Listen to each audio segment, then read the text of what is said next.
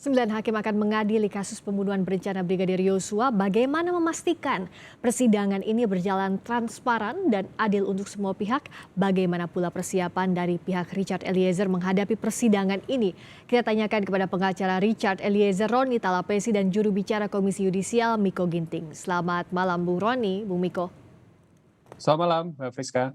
Selamat malam, Mbak Friska. Malam, saya ke Bung Roni dulu. Kalau melihat prosesnya kemarin saat berkas dilimpahkan ke pengadilan, langsung diterima, dinyatakan lengkap, ditunjuk majelis hakim bahkan jadwalnya, Anda melihat proses ini sudah cepat dan transparan?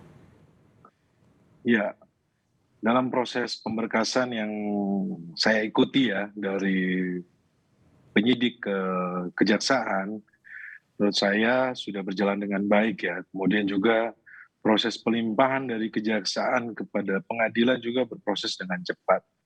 Jadi selama saya mendampingi Baradae, Richard Eliezer, saya lihat bahwa prosesnya sudah sesuai on the track gitu.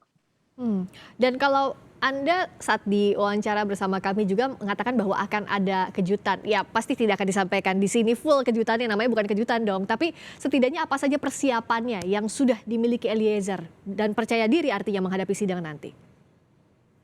Betul Mbak Friska, bahwa kita akan fokus kepada peristiwa hukumnya ya.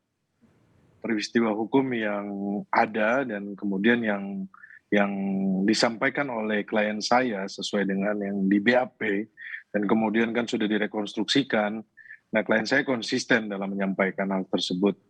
Perlu diingat juga bahwa klien saya ini kan didampingi oleh LPSK, kemudian kami ada perjanjian antara klien saya dengan pihak LPSK. Saya akan menunjukkan dokumennya, ya ini biar supaya publik mengetahui bahwa Dokumen apa itu? ini dokumen perjanjian antara LPSK dengan klien saya ya. Di sini jelas ya menyampaikan mengenai status dari klien saya sebagai GC. Oke. Ini perjanjian yang menjelaskan mengenai tentang perlindungan saksi dan korban.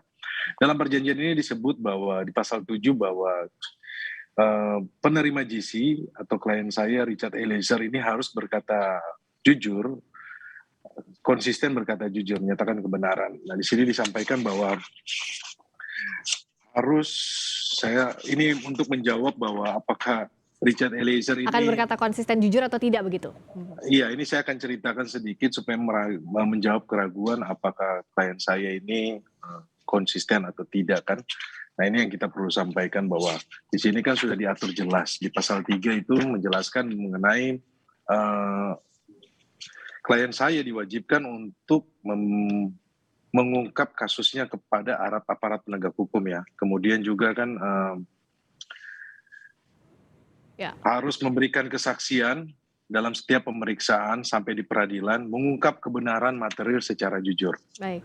Nah, ini merupakan perjanjian antara klien saya dengan LPSK. Kemudian di pasal 7 disampaikan juga bahwa apabila Richard Eliezer ini tidak berkata jujur, maka status GC-nya ini akan dicabut. Nah, saya perlu sampaikan latar belakangnya bahwa dalam proses pendampingan dari LPSK sampai sekarang bahwa klien saya berkata jujur, sehingga LPSK kan bisa melihat itu.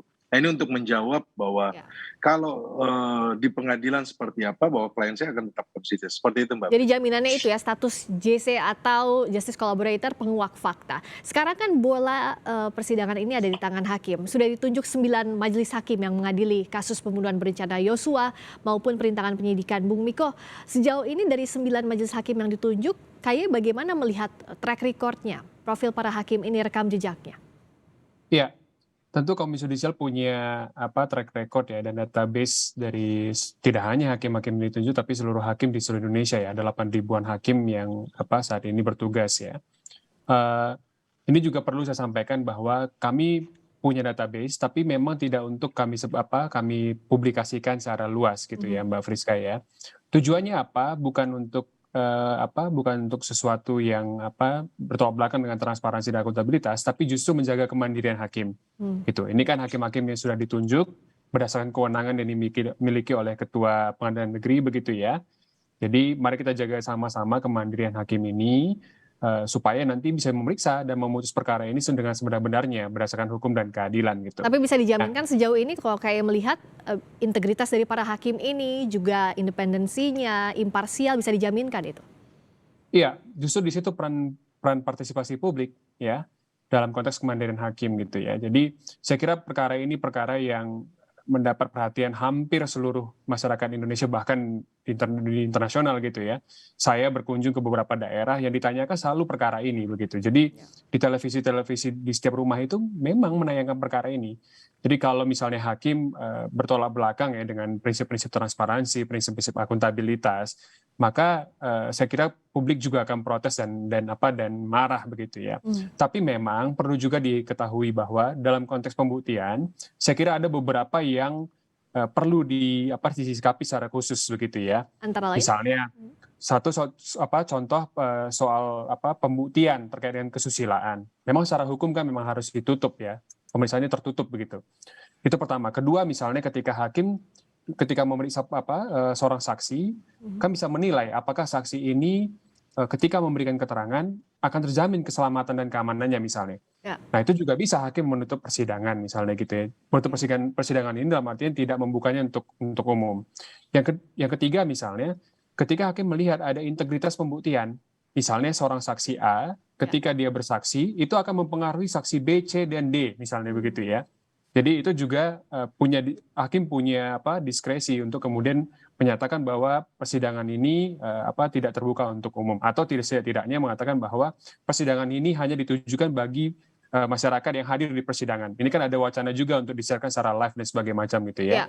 Jadi memang perlu disiapkan beberapa skenario-skenario khusus dalam menjaga kemandirian hakim itu. Gitu. Oke, jadi itu bagian skenario menjaga kemandirian hakim. Tadi juga Bung Miko menyinggung keselamatan. Nah, saya bicara keselamatan dari mulai Eliezer dulu. Jelang jalannya sidang karena statusnya penguak fakta, perlindungan dari LPSK sejauh ini bagaimana? Amankah? Tidak ada ancaman sejauh ini, Bung Roni? Begini Mbak Friska, bahwa dalam proses mendampingan dengan LPSK kami melihat bahwa sangat baik ya. Kami mengapresiasi juga atas pelindungan yang diberikan oleh LPSK. Sehingga dalam proses pendampingan ini saya melihat bahwa klien saya semakin siap ya. Karena memang disiapkan juga dari psikolog, kemudian ada pendampingan dari rohani. Dan ini buat klien saya semakin siap dalam menghadapi persidangan. Seperti itu Mbak Friska. Termasuk soal jalannya sidang ini kan dipisah begitu ya. Sidang Eliezer karena statusnya penguak fakta berbeda hari Selasa. Begitu 18 Oktober ini bagian dari pengamanan juga menjaga keselamatan dan kemandirian pernyataan Eliezer begitu? Saya berpikir bahwa kami, klien saya, kita kooperatif ya. Terkait dengan kebijakan jadwal sidang itu kami serahkan kepada pengadilan ataupun dari jaksa penuntut umum, kami akan kooperatif. Mengingat bahwa memang status klien saya sebagai justice collaborator ya sudah diatur di undang-undang juga nomor 31 tahun 2014 mengenai undang-undang perlindungan saksi dan korban. Seperti itu. Baik. Jadi negara juga pun diatur dalam undang-undang perlindungan saksi dan korban, negara wajib memberikan reward ya.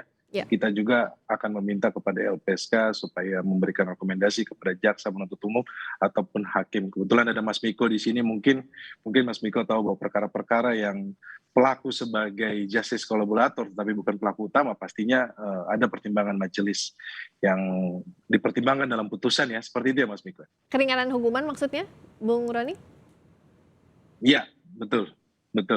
Oke.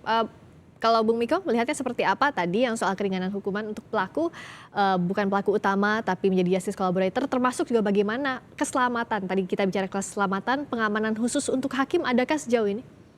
Ya, kalau yang pertama soal keringanan hukuman dan sebagainya itu kan begini, vonis atau pemidanan hakim itu kan bergantung pada satu perbuatan, kedua ancaman pidananya, ketiga pembuktian, keempat keadaan-keadaan ya yang bisa meringankan atau memperberat pemidanaan seseorang gitu. Nah itu bagian memang dari kemandirian hakim tadi gitu. Jadi kalau tadi Bang Roni Talapesi mengatakan bahwa dengan posisi sebagai GC misalnya Eliezer dapat keringanan hukuman dan sebagainya, itu biarlah berproses dalam konteks pembuktian gitu ya. Itu yang pertama. Yang kedua soal keselamatan dan keamanan, memang ada usulan ya. dan wacana pada saat perkara ini berlangsung gitu ya, sebelum kemudian ditetapkan majelis oleh hakim gitu ya, pengadilan negeri itu untuk membuat safe house atau rumah aman bagi hakim misalnya. Itu satu usulan. Ada juga usulan misalnya pemindahan lokasi sidang begitu ya. Ya. Nah, usulan-usulan ini kemudian sudah Komisi Yudisial bawa ya, terutama ke Pengadilan Negeri Jakarta Selatan sebagai penyelenggara persidangan. Nah, tempo hari kita sudah bertemu dengan pihak pengadilan. Pihak pengadilan menyatakan siap untuk menyidangkan perkara ini tanpa ada pengawalan yang bersifat khusus, termasuk rumah aman. Oke. Jadi sejauh ini tidak ada safe house ya statusnya? Tidak ada safe house, betul. Dan saya kira itu kan kita harus menghormati keputusan itu karena penilaian terhadap risiko, penilaian terhadap situasi, penilaian terhadap mitigasinya, begitu itu kan sangat kontekstual dan hanya diketahui oleh penyelenggara persidangan gitu. Nah, namun itu keputusan itu tentu dihormati, tapi Komisi Yudisial juga akan mengamati secara cermat. Kira-kira dalam perkembangan ini apa yang perlu kemudian direkomendasikan sebagai tindak lanjut. Bisa jadi akan ada eskalasi misalnya ya, dan sebagainya, itu akan dicermati secara cepat oleh Komisi Yudisial. Oke, kalau terakhir dari tadi catatan dari KY, kalau catatan dari pihak Eliezer seperti apa, Bung Roni, jelang sidang pertama ini kick off yang sangat penting untuk perkara pembunuhan Yosua? Ya, pertama adalah kita mempersiapkan mental dari saudara Richard Eliezer untuk menghadapi persidangan sehingga konsisten dan mentalnya juga siap ya untuk menghadapi persidangan. Itu yang paling terpenting buat kami. Kedua, tim akan mempersiapkan juga pembelaan secara maksimal. Kami tim sedang menyusun, kemudian hal-hal apa saja yang menjadi pembelaan kami di pengadilan sedang kita siapkan. Seperti itu Mbak Friska. Ya, independensi, keselamatan dari para perangkat hukum yang terlibat, termasuk juga proses pembuktian yang terbuka, transparan untuk publik ini yang dinantikan tentunya agar hasilnya berkeadilan. Terima kasih atas waktunya pengacara Richard Eliezer, Roni Talapesi. Terima kasih juru bicara Komisi Yudisial Miko Ginting telah bergabung di Sapa Indonesia Malam. Selamat malam.